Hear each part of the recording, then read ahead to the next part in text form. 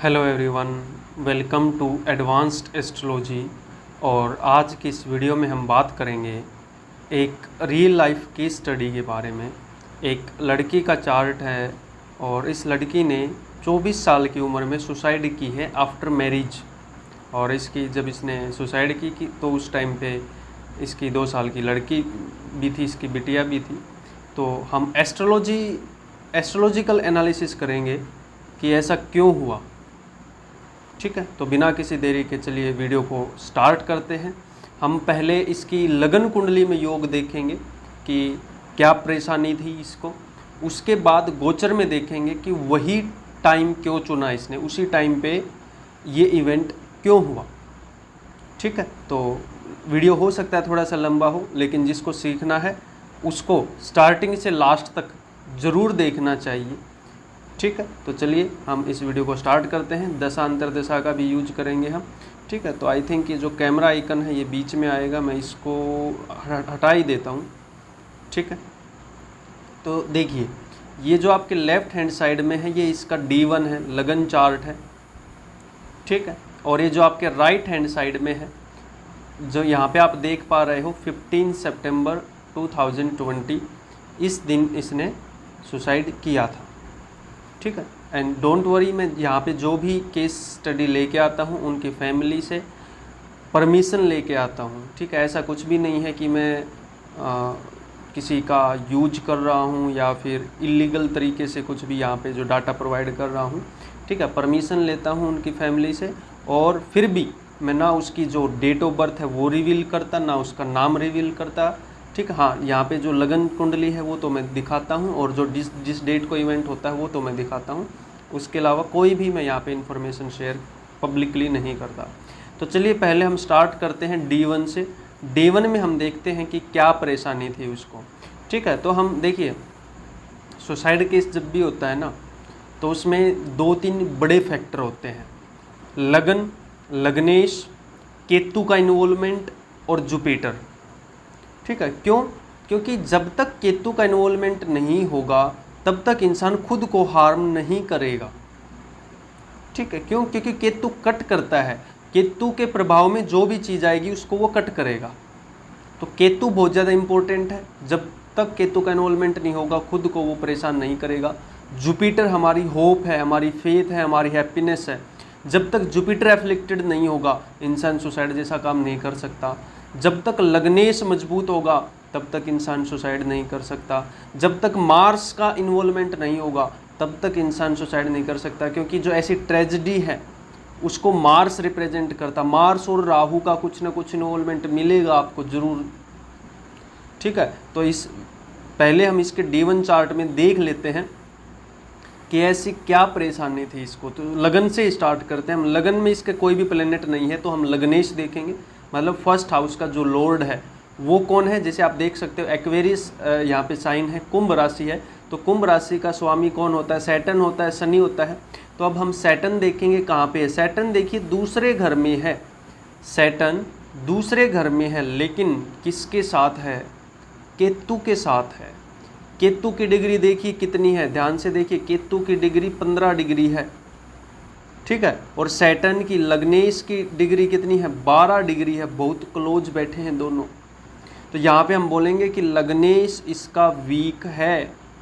Week मान सकते हैं, या फिर हम ये मान सकते हैं कि जो इसका लग्नेश है, जो इसकी बॉडी है वो मुक्ति चाहेगी, डिटैचमेंट चाहेगी इस दुनिया से।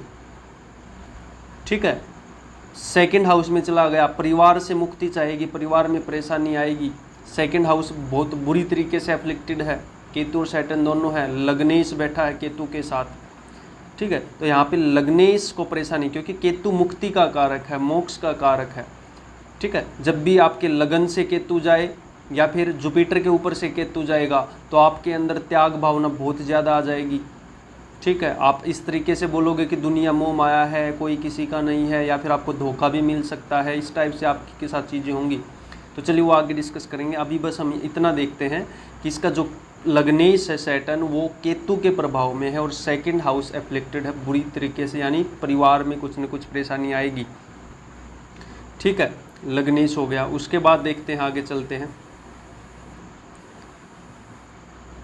उसके बाद देखिए, आपको एक चीज़ पता होनी चाहिए, जो हम हैप्पीनेस देखते हैं, जो हम फेथ देखते हैं, वो 4th हाउस से देखते हैं, राइट। ये 4th हाउस है इसका, आपको पता होगा। हैप्पीनेस सुख का कारक, ठीक है। फेथ, उम्मीद, होप, ये सब जो हम देखते हैं वो हम 4th हाउस से देखते हैं। और 4th हाउस का कारक कौन होता है? जुपिटर होता है, ठीक है। मैं स्वामी की बात नहीं कर रहा, कारक की बात कर रहा हूँ, जुपिटर होता है। और इसीलिए जो जुपिटर है 4th हाउस में, कालपुरुष के 4th हाउस में, कर्क राशि में उच्च का होता है, एग्जोल्टेड होता है, ठीक है। अब यहाँ पे देखिए समस्या क्या हुई। अगर आप सरफेस लेवल पे सिर्फ एस्ट्रोलॉजी जानते हो तो आप क्या देखोगे? आप देखोगे कि 11th हाउस में जुपिटर है, खुद की राशि में बहुत अच्छा है। बहुत अच्छा नहीं है। मैंने ये बहुत सारी कुंडलियों में देखा है, जब भी जुपिटर 11th हाउस में जाता है इंसान की उम्मीद टूटती है, दुनिया से भरोसा उठता है। क्या रीज़न है? नो डाउट इसको अच्छी फैसिलिटी मिलती है, पैसा ठीक ठाक मिल जाता है, ठीक है, ज्ञानवान होता है, वो चीज़ें ठीक है, लेकिन फिर भी इंसान दुखी रहता है। उम्मीदें बहुत बार टूटती है, होप बहुत बार टूटती है, विश्वास बहुत बार टूटता है। रीज़न क्या है? जुपिटर जो है वो 4th हाउस का कारक है, 4th हाउस में उच्च का होता है, वो खुद से अष्टम चला गया, खुद से अष्टम। अगर हम यहाँ से काउंट करना स्टार्ट करेंगे, वैसे अगर आपको बेसिक आती है तो आप समझ गए होंगे मैं क्या बोल रहा हूँ। यहाँ पे 1 2 3 4 5 6 7 8 जुपिटर खुद के सुख के भाव से अष्टम भाव में चला गया, सुख के भाव से अष्टम में चला गया। तो यहाँ पे भी परेशानी होगी इसको। लग्नेश वीक हो चुका है, लग्नेश केतु के प्रभाव में आ चुका है, 2nd हाउस एफ्लिक्टेड हो चुका है। इसकी जो उम्मीद का घर है या उम्मीद, होप, हैप्पीनेस, वो समस्या में जा चुकी है। और देखते हैं, ठीक है। अभी मार्स को देखते हैं। मार्स वैसे इसका 5th घर में है, ठीक है, कोई बात नहीं, लेकिन मार्स की 4थी दृष्टि देखिए और 8वीं दृष्टि देखिए कहाँ पे पड़ रही है। मार्स की 4थी दृष्टि अष्टम घर पे पड़ रही है, ठीक। वहाँ पे प्लेनेट कौन से बैठे हैं वो भी हम देखेंगे, बाद में देखेंगे। मार्स की 4थी दृष्टि अष्टम घर पे, ये देखिए मार्स की 4थी दृष्टि अष्टम घर पे, और मार्स की अष्टम दृष्टि 12वें घर पे। अब 8वां और 12वां घर किसका होता है? जो 8वां घर है वो सडननेस का है, जो भी इवेंट होगा एकदम से होगा, ठीक है। दुख दर्द का है, पीड़ा का है, बड़े एक्सीडेंट का है। हालांकि हम एक्सीडेंट 6th हाउस से भी देखते हैं, नो डाउट 6th हाउस से भी एक्सीडेंट देखा जाता है, लेकिन अष्टम भाव का भी जो बड़ी ट्रेजेडी होती है उसमें अष्टम भाव का रोल होता है, अष्टम भाव का इन्वॉल्वमेंट बहुत ज़्यादा होता है। दूसरा, मार्स यहाँ पे फिर 12th हाउस को भी देख रहा है। 12th हाउस वही पीड़ा का होता है, ठीक है, मानसिक पीड़ा का होता है। 12th हाउस मानसिक पीड़ा देता है आपको अगर एफ्लिक्टेड है तो। और देखिए कौन सा प्लेनेट बैठा है? मून बैठा है, चंद्रमा बैठा है। मार्स ने मून को, चंद्रमा को एफ्लिक्टेड कर दिया। यहाँ पे मेंटली बहुत ज़्यादा परेशान रहेगी ये लड़की। रीज़न क्या है? मून हमारे थॉट का कारक है, हमारे मन का कारक है, हमारे विचारों का कारक है, उसमें मार्स का एफ्लिक्शन है। क्योंकि देखिए आपको ये भी पता होगा जो मार्स है वो कर्क राशि में, चंद्रमा की राशि में नीच का होता है। रीज़न यही होता है कि अगर हमारे दिमाग में एग्रेशन होगा, मार्स से एनर्जी होगी तो हमें परेशानी होगी, ठीक है। तो यहाँ पे इसका 12th हाउस भी एफ्लिक्टेड हो चुका है, 12th हाउस बुरी तरीके से एफ्लिक्टेड हो चुका है। और सबसे खतरनाक इसका जो है वो है इसका अष्टम भाव। अष्टम भाव कैसे? अष्टम भाव में देखिए क्या है, मरकरी उच्च का है अष्टम भाव में, साथ में राहु है जेमिनाई साइन में, सॉरी वर्गो साइन में, कन्या राशि में। बहुत ही ट्रेजेडिक कॉम्बिनेशन है ये हाउस वाइज। अगर यही कॉम्बिनेशन अगर लगन में होता तो बहुत ज़्यादा इंटेलिजेंट बनाता, इसको हद से ज़्यादा इंटेलिजेंट बनाता।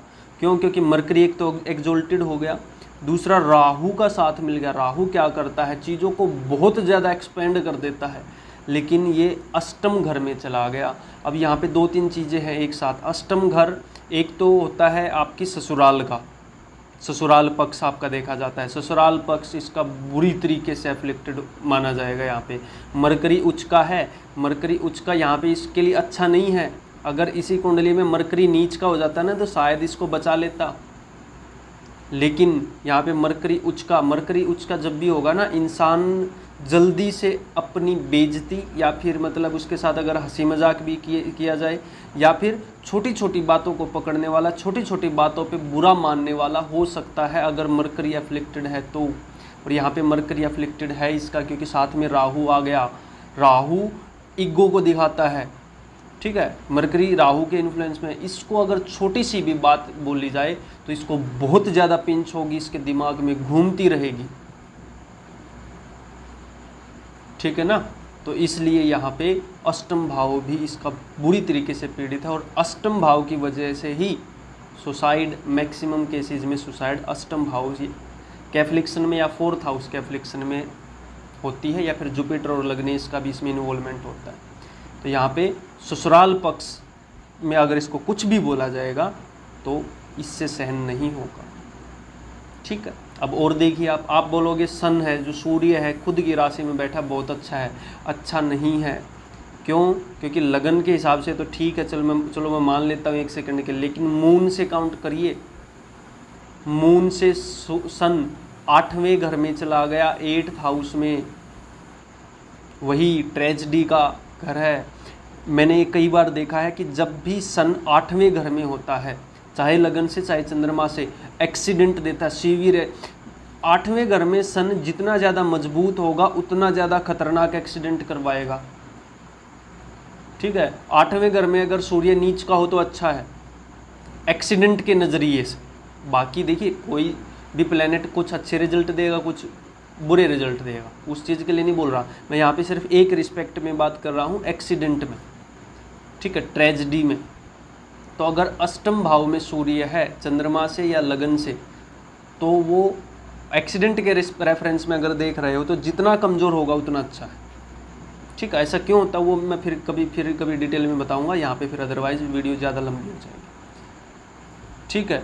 तो आप यहाँ पे देखिए इस कुंडली में क्या हुआ। इस कुंडली में जो 8 प्लेनेट हैं, इस कुंडली में जो 8 प्लेनेट है एफ्लिक्शन में है, 8 प्लेनेट दुर्दशा में है, लग्नेश शनि केतु के प्रभाव में, ठीक है। 2 प्लेनेट, मार्स की 4थी दृष्टि 8वीं दृष्टि, ठीक है। सन खुद पीड़ित है, राहु मरकरी, जुपिटर चौथे से 8वें घर में है, मून 12th हाउस में है। वैसे ही विचार हद से ज़्यादा आएंगे, पीड़ा देंगे, मानसिक पीड़ा देगा। मून 12th हाउस में मानसिक पीड़ा देता है, रात को नींद नहीं आती,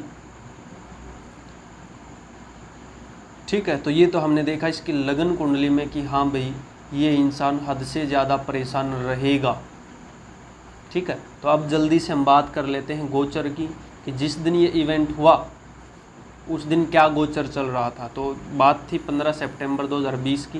तो सबसे पहले तो हम देख लेते हैं दशा अंतरदशा किसकी थी। तो जो मैंने एरो करके दिखा रखा आपको पता होगा कि 18 दिसंबर 2021 तक इसकी दशा चल रही थी राहु की, और अंतरदशा चल रही थी शनि की, सबसे खतरनाक। राहु के अंदर शनि की या शनि के अंदर राहु की जब भी दशा अंतरदशा आती है तो ये इंसान को बहुत ज़्यादा परेशानी देकर जाती ही जाती है, ठीक है। तो यहाँ पे दशा अंतरदशा राहु के अंदर शनि की।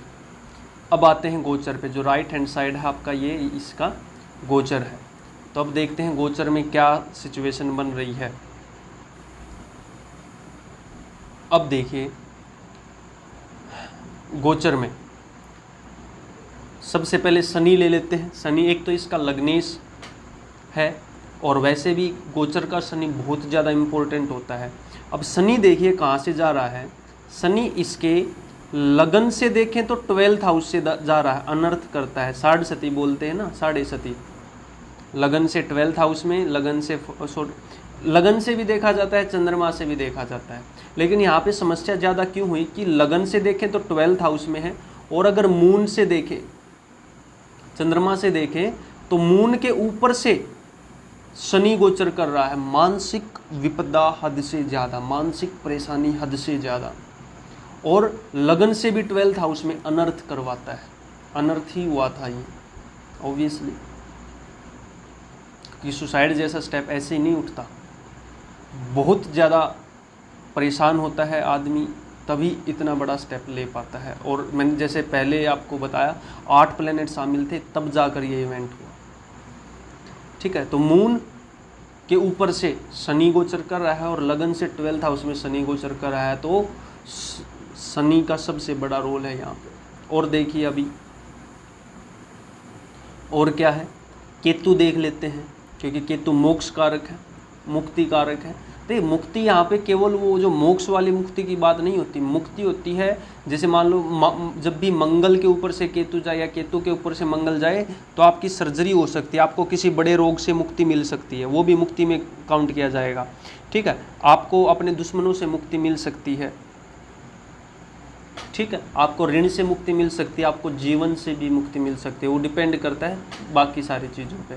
तो यहाँ पे अगर आप केतु का गोचर देखोगे तो केतु का गोचर जुपिटर के ऊपर से हो रहा है। केतु का गोचर जुपिटर के जन्मकालीन जुपिटर के ऊपर से, जन्मकालीन जुपिटर के ऊपर से, यानी क्या, मुक्ति चाहेगा इंसान, दुनिया से मुक्ति चाहेगा, यही हुआ। और देखिए मून से, देखिए मून से गोचर देखिए 12वें घर में हो रहा है, मुक्ति का घर है 12वां, गुरु भी 12वें घर में, केतु भी 12वें घर में। मून से, मून इसका यहाँ पे है 10th हाउस में, मकर राशि में, जो मून है इसका मकर राशि में है, और गुरु और केतु का गोचर सेजिटेरियस यानी धनु राशि में हो रहा है, मून से 12th हाउस में। ठीक है, लगन और मून दोनों से हम देखेंगे, क्लियर है ना। तो यहाँ पे परेशानी इसकी लगातार बढ़ती ही जा रही है। और देखिए राहु, देखिए इसका कहाँ से गोचर कर रहा है, जन्मकालीन मार्स के ऊपर से, जन्मकालीन मार्स के ऊपर से, राहु के ऊपर से मार्स जाए या मार्स के ऊपर से राहु जाए, एक्सीडेंट दे सकता है आपको। बाकी चीज़ें भी डिपेंड करती है, जैसे शनि देखना पड़ता है और आपका जन्म कुंडली भी देखनी पड़ती है। लेकिन यहाँ पे एक बहुत बड़ा डर भय बन जाता है राहु का, जब भी गोचर मार्स के ऊपर से जाएगा तो एक्सीडेंट का बहुत बड़ा डर बन जाता है। तो यहाँ पे राहु का गोचर भी ठीक नहीं है, बहुत ज़्यादा खराब है। ठीक है ना। तो राहु कहाँ से जा रहा है, मंगल के ऊपर से जा रहा है। उसके बाद देख लेते हैं मंगल का गोचर, देख लेते हैं मंगल कहाँ से जा रहा है। लगन से देखेंगे 3rd हाउस में जा रहा है, कोई बात नहीं, लेकिन चौथी दृष्टि देखिए, चौथी दृष्टि कहाँ पड़ी, 6ठे घर पे पड़ी। 6ठा घर एक्सीडेंट्स का, रोग का, ऋण का, इनका, परेशानियों का, विपदा का, शोक का, इन सब का होता है। ठीक है, मंगल की चौथी दृष्टि 6th हाउस पे। और सूर्य देखिए कहाँ से गोचर कर रहा है, चंद्रमा से अष्टम। सूर्य जब भी चंद्रमा से अष्टम जाएगा शरीर को पीड़ा देगा। जब भी आप बीमार होते हो या फिर आपके मान लो सिर में दर्द या पेट में दर्द या हार्ट से रिलेटेड जब भी कोई परेशानी होगी तो चंद्रमा से अष्टम में सूर्य गोचर करेगा। तो सूर्य के ऊपर से लेकिन चंद्रमा से अष्टम भाव में जा रहा है। ठीक है, तो ये मान के चलिए एक बुध और शुक्र को छोड़ दे, शुक्र भी लगन से 6ठे घर में जा रहा है। ठीक है, जो शुक्र का गोचर है, शुक्र का गोचर भी लगन से 6ठे घर में, शोक का कारक है। ठीक है, वो यहाँ पे जैसे लगन से या चंद्रमा से जब 6ठे घर में शुक्र जाता है तो ब्रेकअप करवाता है। ये काइंड ऑफ ब्रेकअप ही तो था। मतलब बाकी चीज़ें भी देखनी पड़ती है, 5th हाउस भी देखना पड़ता है, 7th हाउस भी देखना पड़ता है, लेकिन यहाँ पे डिटैचमेंट दे देता है। शुक्र 6ठे घर से जब भी जाए तो मेटेरियलिस्टिक वर्ल्ड से डिटैचमेंट दे देता है। अब इसी दिन क्यों हुआ, तो एग्जैक्ट डे प्रेडिक्ट करने के लिए आपको चंद्रमा देखना पड़ेगा, क्योंकि चंद्रमा एक राशि में 2.25 दिन रहता है। तो यहाँ पे देखिए चंद्रमा कहाँ से गोचर कर रहा है, चंद्रमा से अष्टम में गोचर कर रहा है। इसकी मकर राशि है ना, मकर राशि है, तो वहाँ से अष्टम में गोचर कर रहा है। जब भी चंद्रमा लगन से या खुद चंद्र से यानी चंद्र कुंडली से या लगन कुंडली से 4, 8, 12 में गोचर करेगा परेशानी देगा। सबसे खतरनाक 8वां घर, ठीक है। तो इसलिए इस दिन इस लड़की ने इतना बड़ा कदम उठाया। आप गोचर में देखिए, एक बुध को छोड़ दिया जाए तो सभी प्लेनेट का जो गोचर है, 8 प्लेनेट का गोचर इसके खिलाफ, कुंडली में 8 प्लेनेट इसके खिलाफ, ठीक है। तो इसीलिए इसने इस दिन सुसाइड की। तो उम्मीद करता हूँ आपको जो मैंने बताया है, इस वीडियो में समझाया, आपको समझ आया होगा, ठीक है। अगर आप 0 to एडवांस एस्ट्रोलॉजी सीखना चाहते हो तो दिए गए नंबर पर आप मेरे से कांटेक्ट कर सकते हो, मेरा कोर्स ज्वाइन कर सकते हो। 2 साल का कोर्स होता है दोस्तों, 1-1 घंटे की क्लास होती है। और मैं बार बार ये बात बोलता हूँ कि 2-4-10 दिन में, 1 महीने में कोई एस्ट्रोलॉजर नहीं बनता। अगर आपको इस लेवल का एस्ट्रोलॉजर बनना है, डिटेल में आपको एस्ट्रोलॉजी सीखनी है, एडवांस लेवल में सीखनी है, 90 to 95% की एक्यूरेसी तक अगर पहुंचना है तो आपको कम से कम आपके 2 साल मुझे देने पड़ेंगे, ठीक है। प्रैक्टिस करनी पड़ेगी, तब जाकर आपको अच्छे से एस्ट्रोलॉजी आएगी। सरफेस लेवल पर सीखने से कुछ नहीं होगा। कभी सही प्रेडिक्शन करोगे, कभी गलत प्रेडिक्शन करोगे, ठीक है। कंसल्टेशन के लिए भी आप मेरे से इस नंबर पे कांटेक्ट कर सकते हो। आज के लिए इतना ही। Thank you.